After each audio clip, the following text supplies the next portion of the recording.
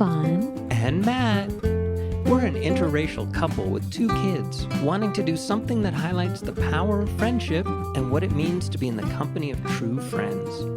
We're going to move our society away and out of the loneliness epidemic and into a friendlier, happier world.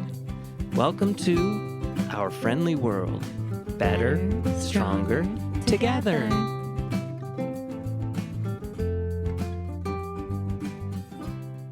Welcome back, everybody. Hello. So the last few weeks, Matt and I have been talking about going outside of your comfort zone, tech-wise, as well as people-wise. How do we make new friends? That's what we've talked about for all these years, right? But how do we make new friends that are so different from us? Opposites. And that's our goal, is to do that, to make friends that are completely opposite from you. What does that even mean? Does that mean, we started talking about, well, where would we go? And then Matt came up with some stuff that would be opposite to us. And I'm like, I'm not going there. Like, I think what you brought up was like, well, maybe we should go to a gun show. I'm like, oh, no. But here's where we're in such a polarized environment that, it feels like it can feel so drastic on either side, but maybe it's enough for us to go to a baseball game. No, that's right up your alley. Is it? I don't like baseball. What? The first few When's dates the I had last with you, time I watched a baseball game? Guys, when we were starting to date, Matt took me to No, I took you. You took me. Okay, that's it's because your fault. My friend had these box tickets, like tickets that are for the super lucky people who are like season ticket holders. So we go, and Matt, by the way, you already had like one of those baseball jerseys. That's true. So I did for the Milwaukee Brewers. Greatest name in professional sports. Why would you even have that if you say you're not into baseball? I was making way too much money, and I thought they had the best name in professional sports. And I was going to turn it into a cycling jersey-ish thing. I was going to put patches and stuff on it, and I let that go. You know how in sports people get all gussied up? No, they get violent. They do. Yes, that was an ugly scene, wasn't it? So we were sitting. Were the Brewers playing? No. Yes, the Brewers were playing. But they were playing someone. They were not the home team. Who? I guess we were sitting where the home team people were. Season ticket holders. And Matt goes up there, and I'm a photographer, so back then I always carried cameras on me. He's like, "Ooh, take a picture of me." So he went and posed and like puffed up his chest and like his big Brewers jersey that was very fancy, like one of those expensive ones, right? It was not cheap. It was a replica, but go ahead. And he puffed out his chest and like proudly posed with his arm, with his fist on his like in the Superman pose. Superman posing it. And all of a sudden, I thought we were gonna get killed.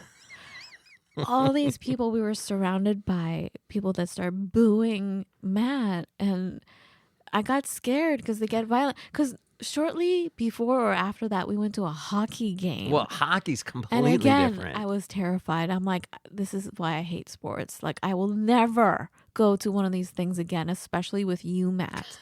And when you talk about going to the Super Bowl or something, I'm like, oh, hell no, you're not going. Super Bowl is probably the safest one to go to because the minimum amount for a ticket is like over $1,000 now. And it's never in the host city is never one of the teams that's playing. So are you saying rich people don't fight like that? No, what I'm saying though is the stadium is probably going to be divided in half by each team. Again, divided which makes in it harder to there's less support for people showing their butt, and you're more likely to get you're more likely to get support from people if somebody does start to do something tricky.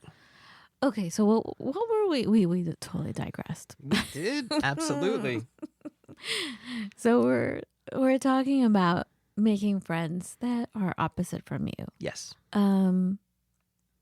Wow. Indeed. So you started to do some research. You're always looking at what psychologists are doing. Yeah, for whatever reason, it seems I like they try can't. really hard to figure It's so stuff like that out. stupid. There's so much going on. There is. These studies really bother me because I'm like, whoa, there are people starving and people dying. Can't you focus this energy and this money on saving people's lives right now instead of like these BS like things, you know? And We've yet- talked about this on our show And yet before. the Facebook is, going around trying to perfect their algorithm to sell us more stuff and make the site more sticky. So, and they spend a lot more money than psychologists do. So be upset with Facebook. All right, I'll just be upset with everybody. How about that? All right. Sounds good. All right, so you read some studies. What was the thing you like came up? First of all, at like 3:45 in the morning. I think it was earlier 3:45, than that. 3:30 a.m. Doing. Good morning. You're like, I just read this thing, and I'm like, ugh.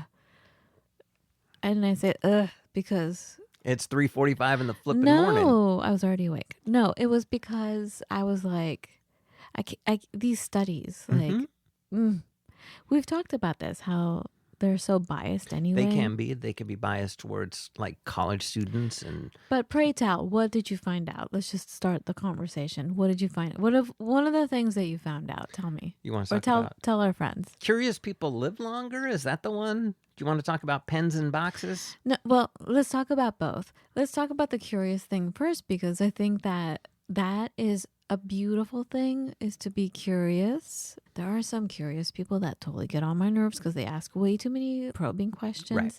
instead of just letting me be and knowing who I am from observation. The questions that some people come up with that are so contrived really bother me. But I did hear something from, again, my voiceover community. Someone said, be interested, not interesting, Yes. which basically means listen to what the person is doing. Listen to what they're saying. Listen to them instead of being the smart one, or instead of being the one with the stories. Listen. Be interested, not interesting. Which kind of, it made me think of that when you said curious people live longer. Yes. Yes, but it's really hard to, you can't contrive curiosity, and what you're talking about right there, be interested, not interesting. Yeah, Dale Carnegie was talking about that in How to Win Friends and Influence People. But he stuck the word, and this is the tricky part, genuinely interested in people. Yeah. And there's a genuineness. Yeah. And so if you're not, don't pretend like you are, because it's going to suck. Like, I think of certain family members when we go to their house, or we used to go to their house. What books are you reading? It was like a list. You could tell they came up with a list that had nothing to do with the conversation, but they were so afraid of maybe an awkward pause or whatever. They wanted to control the situation, so they rehearsed the list of questions. Right. And as I was being asked these questions, I knew it had nothing to do with me. It was just their standard form. It felt like I was on an interview rather than humans getting to know each other, or a possible future family getting to know each other.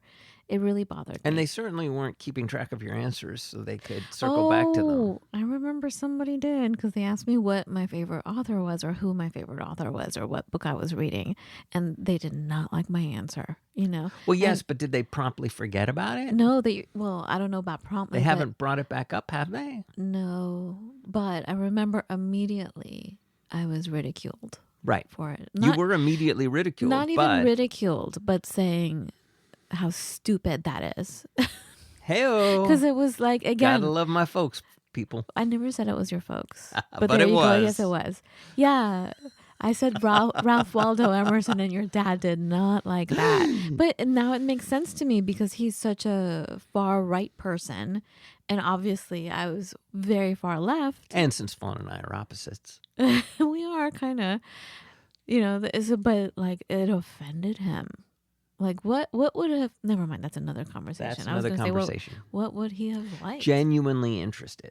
Now, getting back to pens and boxes, oh man, gotta love psychologists, right? No, wait, go back. Why do they live longer? Did they say? No, it's just one of those like data points. Keep that in mind, folks. Fantastic. Yes. Okay, go ahead. Yes. What I would say that Cat Williams will disagree with that statement. You know how he said certain people run towards danger Right. because they're curious, whereas you should just run away. Like, what are you being curious for? You hear a sound, go the other way. But you're talking in a world where we were getting hunted by saber-toothed tigers, and or we didn't know which mushrooms were poisonous. So odds are it's okay which one is okay? to go ahead and run towards the strange sound or be curious about the strange sound. It's okay in the world of saber-toothed tigers? In the world of today. In the world of saber-toothed tigers is a bad idea. Gotcha, Stay with your buddy. Got it. Okay. But anyways, but that's only one of those gross generalizations that's gross. But anyways, so psychologists being psychologists figure out the most ridiculous, ornery tests you can possibly imagine. So imagine you walk into a room and they're like, oh, you know what? We're not quite ready for you yet to begin the test. But just to keep you interested, we have this box of pens. Group A was given a box of pens and was told none of these pens work. Group B was given a box of pens and told every single pen in here is going to give you an electric shock. Group C, third group, was given the box of pens and told half of these pens will shock you and half of them won't. Group C had to figure out which pens would shock you and not. It's kind of wired into our DNA, even though there was nothing but negative feedback around it. And as a matter of fact, I have had to train myself that if somebody goes, oh my God, this smells terrible, smell this, I say no. But it took effort for me not to be like, it smells terrible? Ooh, let me check that out. It's like, what are you, mental? No.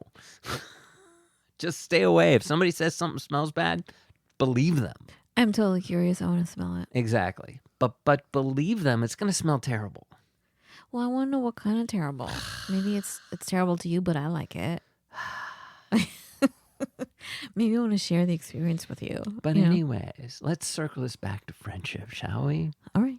So I think step one is certainly to be curious and to step outside of a comfort zone.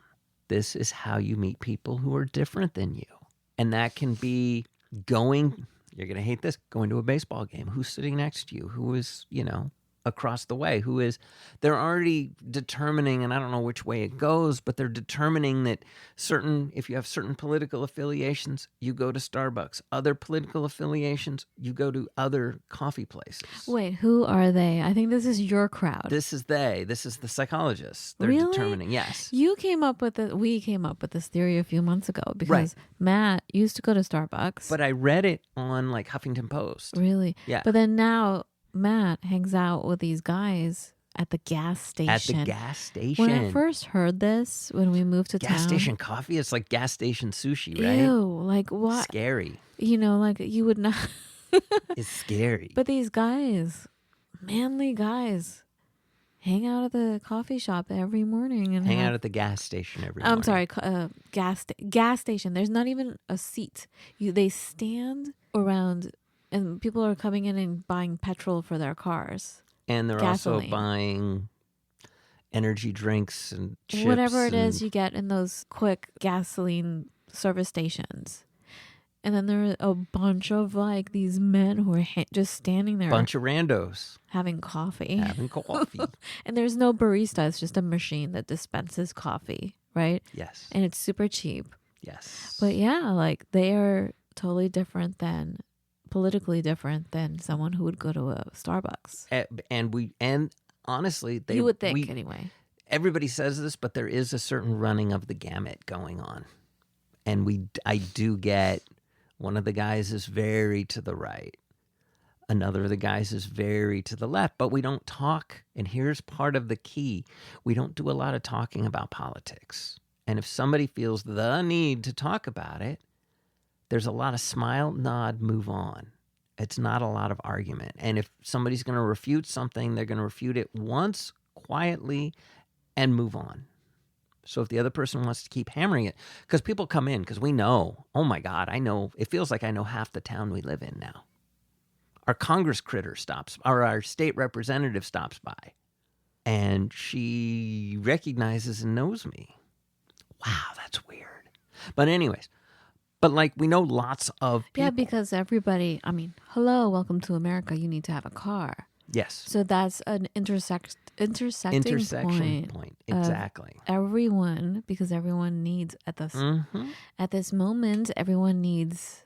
I keep wanting to say petrol, Yeah, gasoline. And like it's like teachers, nurses, Everybody, mothers. Yes. But what am I thinking? We had a runner in the other, somebody who just came off an 11-mile run came in who was training for marathons. A lot of people come in, and you don't know, but we're a very social bunch, and so conversations get struck up. What an interesting place. Now I have another addition now to my theory that, like that movie, my favorite movie, Wings of Desire. Mm-hmm. I think that's what gave me the idea of thinking, wow, there are certain parts on the planet where everyone intersects, because it's truly an intersecting point. And I came up with a theory myself that airports are that way, bus stations, train stations, libraries, coffee shops. Yes. Back then. That was before all these coffee shops sprouted. That was before Starbucks. I started to think, wow, this is where everyone comes together. Because everybody one of the needs many to places. eat. Everybody moves around, travels. Everybody needs to go to the library at some point. But these are places where you find people from everywhere. Mm-hmm. And it's a neutral ground where everyone can come together. Right. So like in this movie, these angels would meet at the library, right? But it was a place where you weren't so affected by the normal daily routines. Mm-hmm. It was a place that was the eye of the storm. So everything is happening around you, everything is spinning, but at the center, everything is quiet, and a place to reflect or know, okay, in which direction am I going to go to now? So I just thought it was so beautiful. Anyway, so now adding the gas station to that, for now anyway. And there you have it. Yes, exactly. And what I'm talking about here, though, is not necessarily meeting your opposite, but just meeting people you wouldn't normally meet, I think, is kind of the key, because you have similarities with people at your church. But you can still meet people who are very opposite you.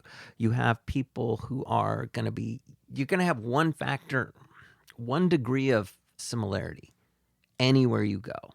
So if you go to the library and it's 11:30 a.m. on a Tuesday, well, obviously this is someone who's not required to be at work at 11:30 on a Tuesday if you meet somebody. This is somebody who has an interest in going to the library. Not everybody does. And you start seeing more and more degrees of similarity. But the degree of similarity, you're right, you called it, at the gas station, at a coffee place, even though they are tending to skew politically now just because a lot of it has to do with cost. But like, these are people who want caffeine in the morning. These are people who need to put gas in their car. So then the real trick is moving from that to having reoccurring kind of experiences with these people. And that's the tricky part. That's the part I'd like to know about. Like, how do you build on that?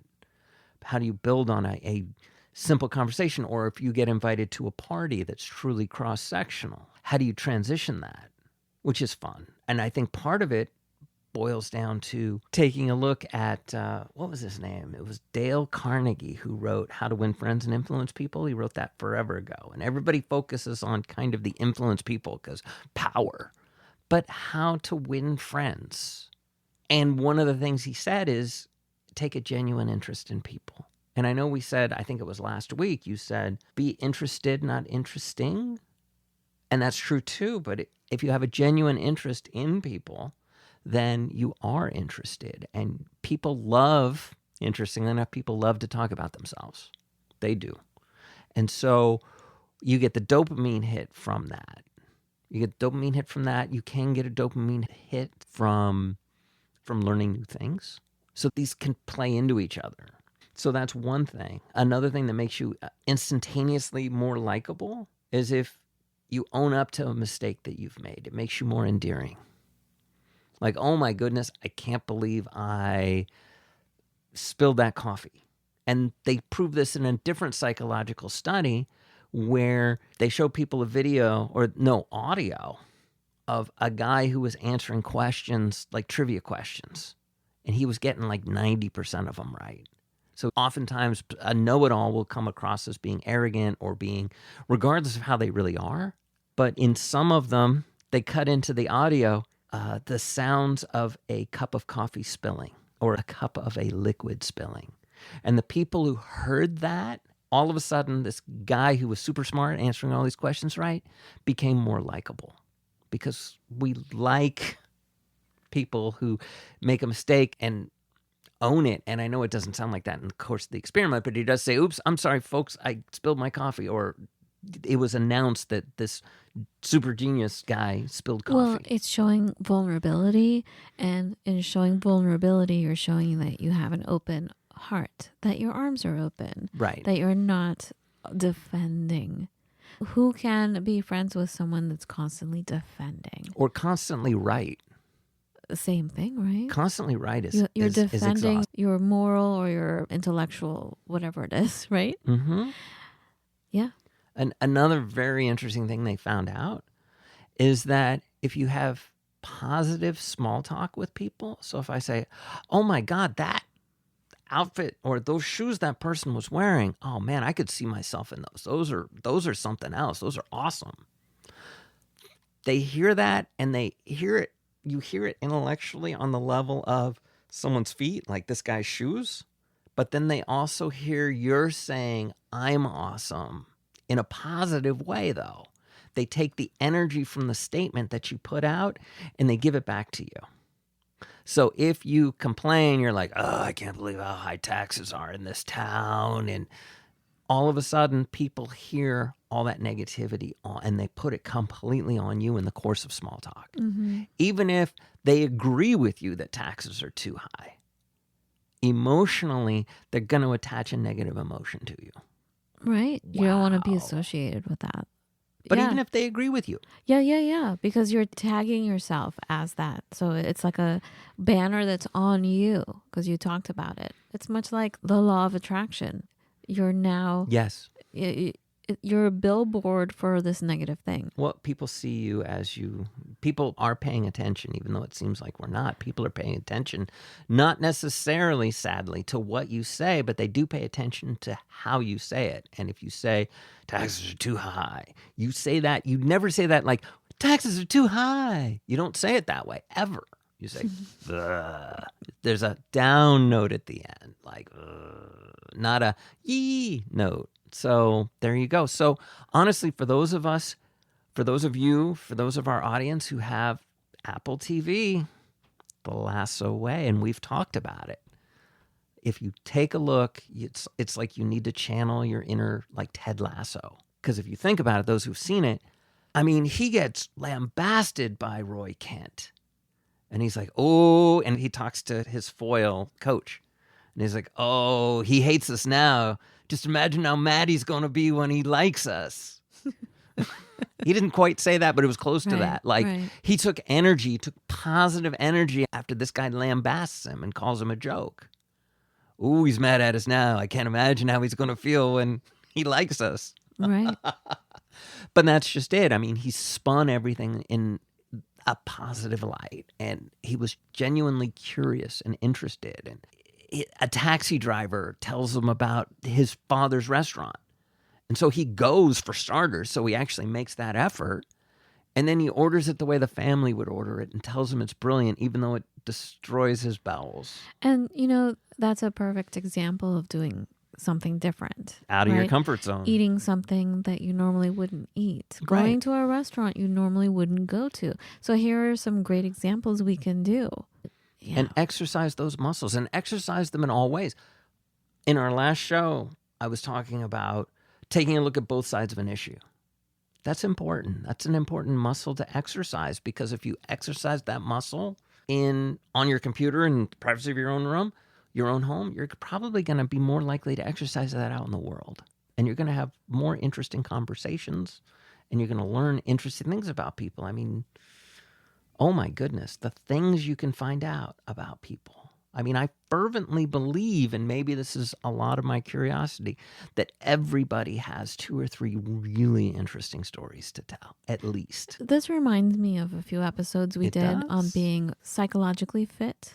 It was a term you came up with. Oh dear. Psychological fitness or something like that. Yes, I did. We did a show on it. Mhm. And it's like, that's what it is. Because, I mean, I'm thinking about certain generations in our family that refuse to even travel or even talk about other cultures because Right. they get so offended.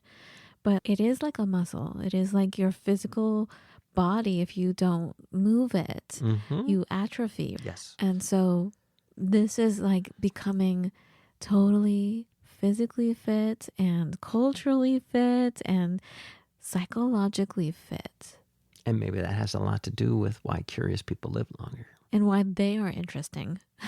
True, too. Because you're growing your circle. As time goes on, I think that if you don't do that, the circle gets smaller and smaller. Until it's a circle of one. Yeah. And then that person, how can they grow? You know, it Mhm. becomes harder, I think, to step outside of that other circle. Keep expanding your circle. But if you're used to it, you're like a super athlete and it's easy for you. But I think much like last week we were talking about tech, about how can we widen our circles in tech so that we are aware of things around us, Right. news that we normally wouldn't get because we're being spoon-fed due to whatever algorithms, whatever they're sending us. And that's all we see. It's the same thing. By and large, yes. That's a lot to think about. It is. But what else can we do? We can take a class. I mean, that's how you and I met. we can take a class. We can join a group. We can. Well, like a class, like something that is okay. So I was studying martial arts, and I was studying the kinds of martial arts where you're breaking things, and it seems violent, and Seems. Well, I think all martial arts is really like very spiritual, and there's a certain amount of respect. Which is fun at the because core. I think at its core, I think Aikido might be the most violent martial art, but that's a Interesting. whole other But story. so I was surrounded by all these martial artists, Mhm. and I was training with them. Right, I was the new kid. I Right. was like the little sister, Tasmanian the devil. little sister with a lot of like I was just whatever. I was learning, but I was so involved in it. I loved it so much. And then a few of my buddies were like, "You should study Aikido." And I'm like, "No way."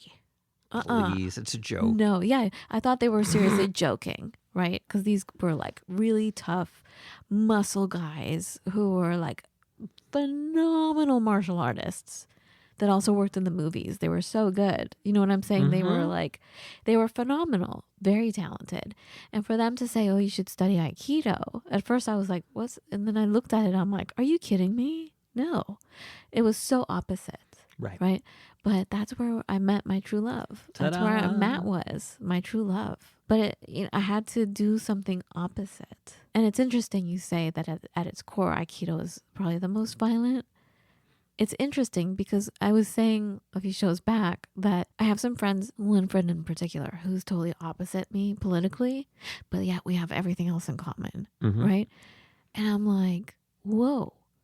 But the more time has gone by, I'm understanding what she's saying. I'm understanding why she believes what she believes. Do you know what I'm saying? Mhm. So we're both coming to center in a way, and I'm understanding that there is no divide. Like I don't know how to explain it because I'm still trying to figure it out. Right. But like, it's interesting because it's like a polar thing that shifts. What you think is north is now south, and south becomes north. Like it just tilts. Your experience tilts. Your impressions of people tilt. People tilt in Yes. general. And the way you described Aikido, yeah, I can see that. Anyway, taking a class. Or joining a group. Well, joining a group is too much, I think. It can be. It's too much of a thing to join something, but if you're taking a class, you're at least sticking your toe in the water. Well, if you take a class, you're meeting every week. If you join a group, odds are they're meeting every week. I don't understand what's the real A class, you're difference just going on. learning, you're not committing to anything. You're starting to learn how to do something. But a group is a way of life forever, I feel like. Wow. To Okay, me. you've obviously never quit a group. I don't think I've joined a group. I'm not a joiner. Be a joiner. No, I'd like to take a class. Baby steps. Baby Okay, steps. I just remember as a kid, when I was younger, I would play Dungeons and Dragons. Dun dun dun! Surprise, surprise! Welcome to Nerdland, right? But we would have people in and out all the time. I belonged to this group, and we would have somebody show up for 2 weeks and then disappear. Okay, a group to me sounds very closed-minded because this is our group. It's a clique. It is a clique. It's hard to. But this is our class. We're just going to teach you. There's no commitment. It's a certain amount of weeks. Potato, potato. Or maybe even just one time. Just to get your toes wet. Just join something. How's that? I'm not a joiner, but I'd like to take a class. Just join something. I'd like to take a class. I don't want to join. Join a class. Okay. All right. All right. That's it, guys. All right, she's going to beat me up now. No. Bye-bye, everybody. Oh, my God. Have a beautiful every day. Be well. Talk to you